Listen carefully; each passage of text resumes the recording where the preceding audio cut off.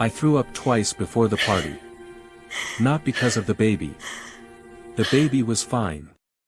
8 months in, and she'd been kicking all morning like she knew something I didn't. Like she was trying to warn me. I threw up because Marcus had been smiling at his phone for 3 days straight. Not at me. Never at me anymore. But at the screen. At messages that made his eyes soften in ways they hadn't for me in months. Maybe longer. I'd stopped counting. The Christmas party was at his parents' estate. Of course it was. Everything important in Marcus's life happened there. Our engagement. Our wedding reception. The announcement of my pregnancy, where his mother had smiled with her mouth but not her eyes and said, "How unexpected." I should have known then. But I was 23 and stupid and so in love with a man who looked at me like I was a problem he was trying to solve. The dress didn't fit right. None of them did anymore. I'd tried on 4 before settling on a black one that made me look like I was attending a funeral. Marcus barely glanced at me when I came downstairs. "We're late," he said. Not, "You look beautiful." Not, "How are you feeling?" Just, "We're late." His hand didn't reach for mine in the car. It stayed on the wheel, knuckles white, jaw tight. The radio played Christmas songs that made me want to scream. "Marcus," I said quietly. "Are we okay?" He didn't answer for so long, I thought he hadn't heard me. Then, "We'll talk later." That's when I knew.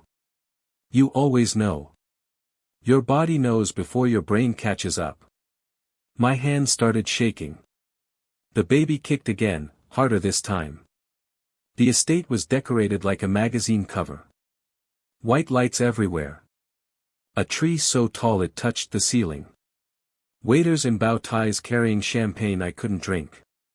Marcus's family was already there. His mother, Victoria, in diamonds that cost more than my parents' house. His father, Richard, with his lawyer's smile and his politician's handshake. His sister, Claire, who'd never liked me and never pretended to. And someone else. A woman I didn't recognize. Late 20s, maybe 30. Blonde. Expensive looking in the way people are when they've never worried about money. She was standing next to Victoria, laughing at something, touching her arm like they were old friends. "Who's that?" I asked Marcus. He didn't look at me. "Family friend. I've never seen her before." "Sophia," he said, and his voice had a warning in it. "Not now." Victoria saw us and smiled. The kind of smile that makes your stomach drop. "There they are," she announced to the room. Not warmly. Like she was introducing evidence. "Marcus. And Sophia." Everyone turned to look.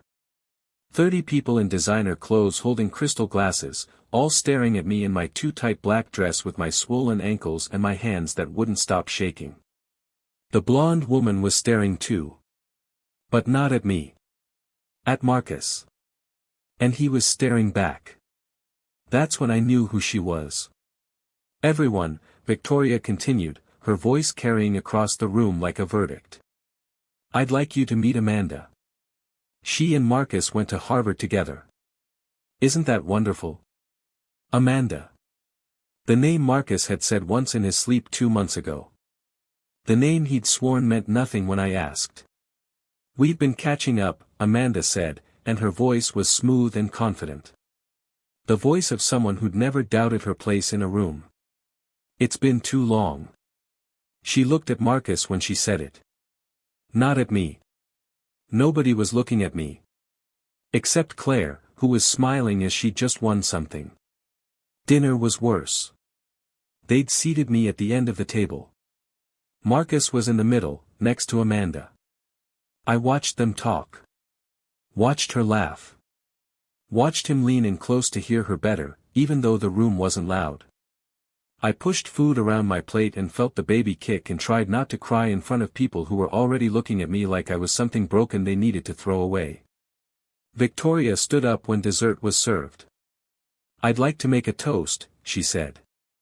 My hands went cold. This family, she continued, looking around the table but never at me, has always valued tradition. Strength. Legacy. We've built something that will last generations. She paused. Smiled. Which is why we must protect it. Marcus wouldn't look at me. He was staring at his plate as if he could disappear into it.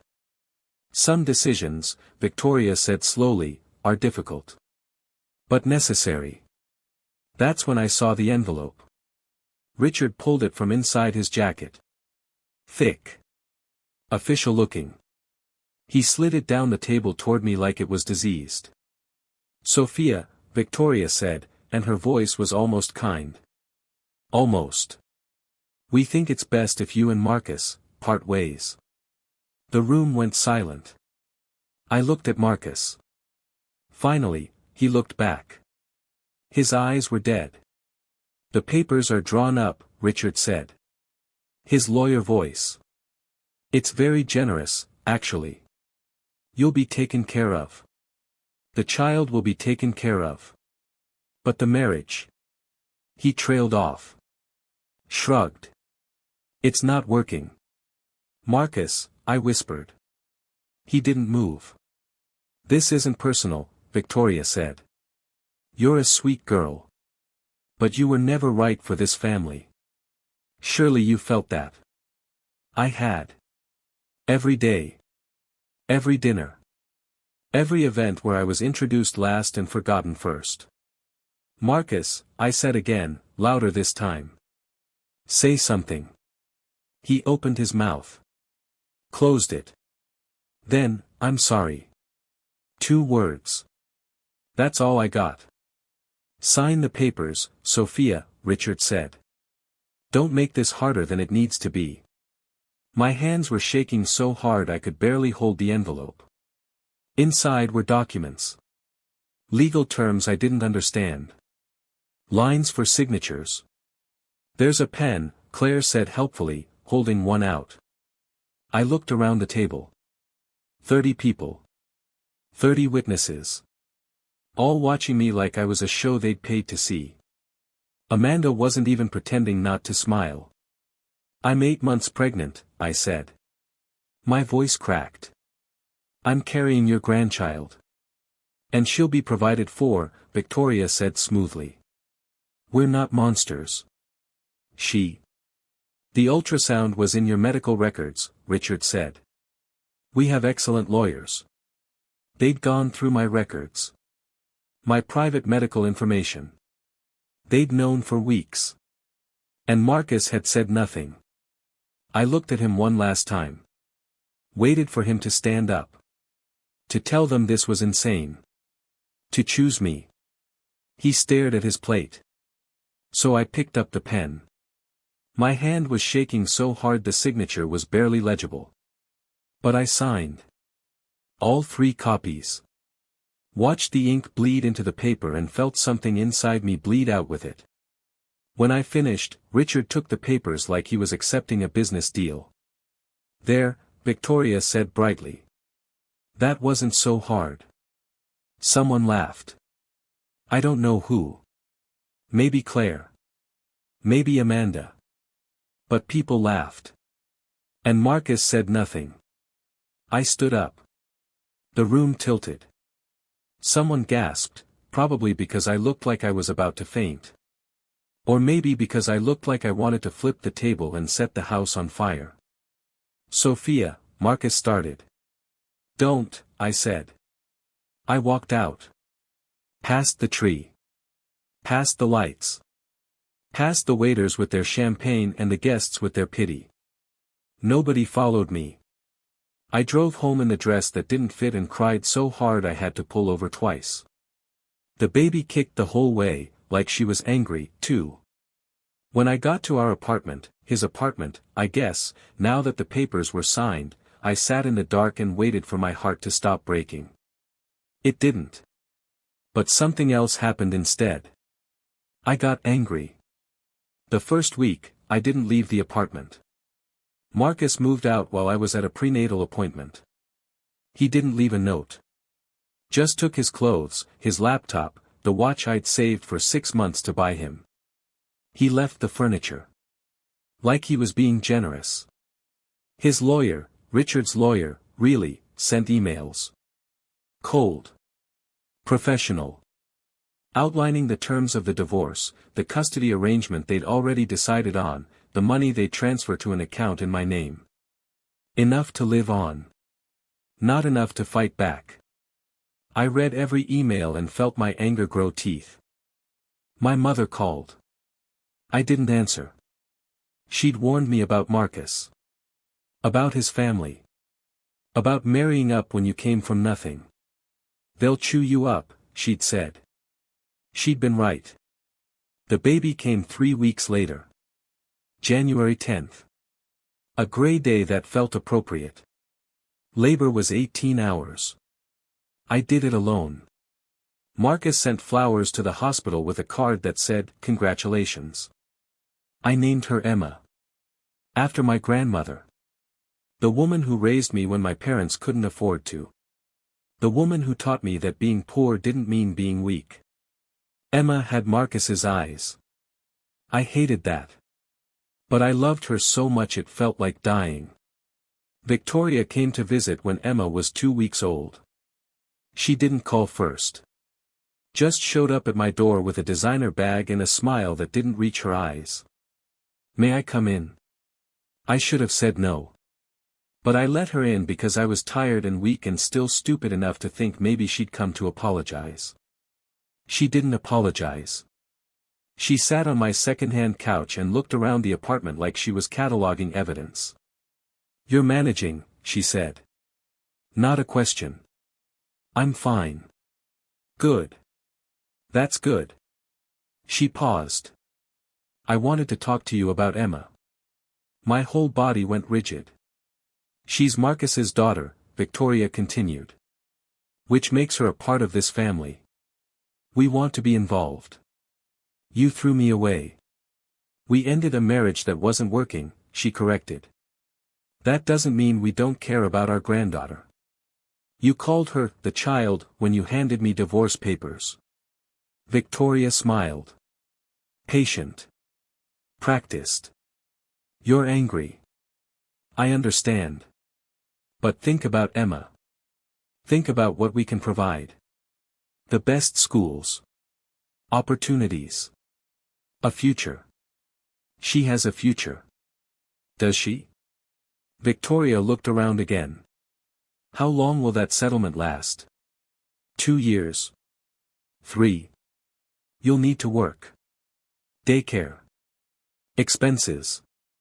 It adds up." I didn't say anything. "We'd like custody," Victoria said quietly. The world stopped. "Partial custody," she clarified. "Weekends. Holidays. Marcus wants to be a father. You can't deny him that. He denied me a husband. That was different." "How?" Victoria stood. Smoothed her skirt. "Think about it, Sophia. For Emma's sake. We'll be in touch." She left. I locked the door behind her and held Emma and cried until I couldn't breathe. The custody papers came 2 days later. Marcus was suing for joint custody. 50-50. His lawyers argued he was the more stable parent. Better income. Better housing. Better future. They included photos of my apartment. My car. Bank statements showing I'd already spent a quarter of the settlement. They made me look like I was drowning. I was drowning. But I wasn't going to let them take my daughter. I called every lawyer I could find. Most of them laughed when they heard who I was up against. Richard Hartwell was a legend. His firm was unbeatable. One lawyer, a woman named Teresa with tired eyes and cheap coffee, agreed to meet me. "I'll be honest," she said. "You'll probably lose." "Probably. They have money. Resources. A grandfather who's argued cases in front of the Supreme Court." She paused. "What do you have?" I didn't know how to answer that. I have her, I said finally. Teresa looked at me for a long moment. That might not be enough. But she took the case anyway. We filed a countersuit. Argued that Marcus had abandoned us. That his family had coerced me into signing divorce papers under duress. That Victoria's surprise visit was harassment. Richard's firm buried us in motions. Every week, a new filing. A new demand. A new argument for why I was unfit. They accused me of being unstable. Pointed to the fact that I'd cried during a mediation session. Said I was too emotional to make good decisions. They hired a psychiatrist who'd never met me to write a report saying I might have postpartum depression. I did have postpartum depression. But it wasn't because I was broken. It was because they were trying to take my child. Marcus came to one of the hearings. I hadn't seen him since the Christmas party. 4 months. He looked good. Rested. Like the divorce had been a vacation. He didn't look at me during testimony. But when the judge asked him why he wanted custody, he looked right at me and said, "Because I love my daughter. Not because I made a mistake. Not because I'm sorry. Just because I love my daughter." Like I didn't. The judge set a trial date for June. I started following them. Not physically. Online. Marcus had made his Instagram public. I don't know if it was intentional or careless, but suddenly I could see everything. Pictures of him and Amanda. Dinners. Trips. A weekend in the Hamptons. She was in his life now. Fully. Publicly. In one photo, she was wearing a ring. They'd gotten engaged. 4 months after our divorce. Maybe less. Maybe they'd been engaged before. Maybe she'd been wearing it under the table at Christmas while I signed papers and bled out in front of strangers. I stared at that photo for an hour. Then I started planning. The trial was worse than I imagined. Richard wasn't just a lawyer. He was a surgeon. He cut me apart piece by piece and made it look like mercy. He brought up my parents. My father's alcoholism. My mother's depression. Made it sound genetic. Inevitable. He brought up my job history. The 3 jobs I'd had in 2 years were because I kept getting fired for being pregnant or tired or human. He brought up the apartment. Showed photos that made it look smaller than it was. Darker. Is this, he asked the judge, the environment you'd want a child to grow up in? Teresa objected. It didn't matter. Then Victoria took the stand. She was perfect. Calm. Loving. She talked about family and legacy and how much they wanted Emma in their lives. "We're not trying to take her away," Victoria said, looking right at the judge. "We're trying to save her. From me." She didn't say it, but everyone heard it. Marcus testified next. He talked about his job. His apartment, 3 bedrooms, hardwood floors, a park view. He talked about stability and opportunity and how much he'd grown in the past few months. "I made mistakes," he said. "But I'm ready to be a father now." Teresa cross-examined him. "When was the last time you saw Emma?" 2 weeks ago. At a supervised visit. And before that? A month. And before that? Silence. "Mr. Hartwell," Teresa pressed. "How many times have you seen your daughter in the 6 months since she was born?" "I don't." "4 times," Teresa said. "For supervised visits. An hour each. That's 4 hours total with your daughter in half a year." "I was giving Sophia space." "Were you giving her space? Or were you busy getting engaged to someone else?" The courtroom stirred. Richard stood. Objection. Relevance. Sustained, the judge said. But it didn't matter. Everyone had heard. I testified last. I told the truth. All of it. The Christmas party. The envelope. The laughter. Victoria's visit. The threats are disguised as concern. The Instagram photos. The engagement ring. Richard tore me apart on the cross. "Miss Chen," he said. "Isn't it true you signed those divorce papers willingly?" I was pressured. "But you signed them. Yes or no?" "Yes." "And isn't it true you've been living off the settlement provided by my client's family?" "I have a child." "Yes or no, Miss Chen?" "Yes." "And isn't it true you've been, let's say, monitoring my client's social media?" My stomach dropped. You've been following him online. Looking at his photos. His posts. Some might call that stalking. I wasn't stalking. You were obsessed. No. You couldn't let go. That's not. Maybe, Richard said quietly, you're not fighting for your daughter. Maybe you're just fighting to hurt my client. Teresa objected. The judge sustained it. But the damage was done. I looked at Marcus. He was staring at the table. Amanda was in the back row. Watching. Smiling. The judge took 2 weeks to decide. Worst 2 weeks of my life. I couldn't sleep. Couldn't eat.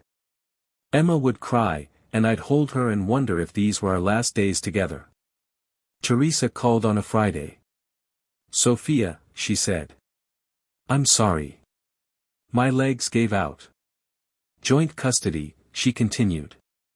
50-50. Alternating weeks. The judge said both parents have rights. No. I know. I'm sorry. We can appeal, but. No. I hung up. Emma was sleeping in her crib.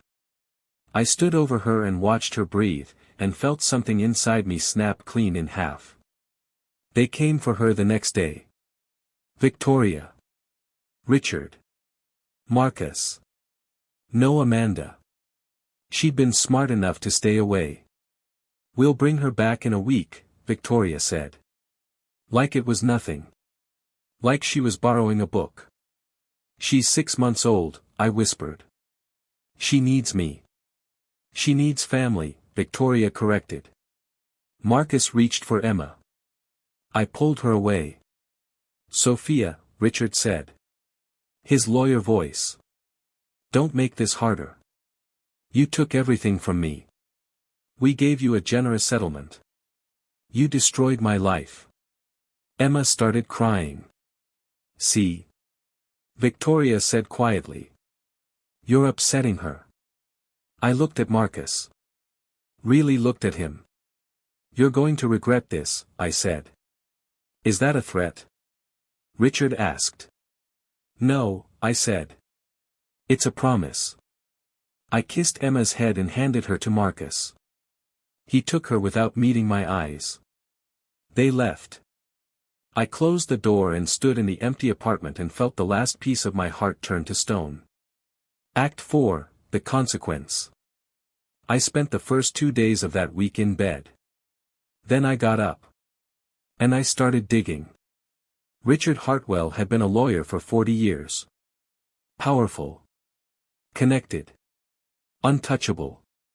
Except nobody's untouchable. I started with public records. Court cases.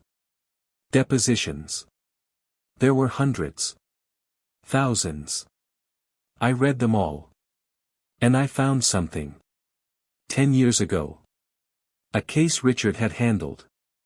A young woman suing a corporation for wrongful termination. She'd been fired for reporting sexual harassment. She'd lost. But in the deposition, she'd mentioned Richard. Said he'd approached her before trial. Offered her money to drop the case. She'd refused. A week later, she'd been arrested for drug possession. Charges dropped eventually, but her credibility was destroyed. The corporation won. I found 3 more cases like it. Different women. Different scenarios. Same pattern. Richard didn't just win cases. He destroyed people who got in his way. I made copies of everything. Then I looked into Victoria. She was harder. Cleaner. But everyone has secrets. I found hers in a society blog from 15 years ago. A tiny mention in a gossip column.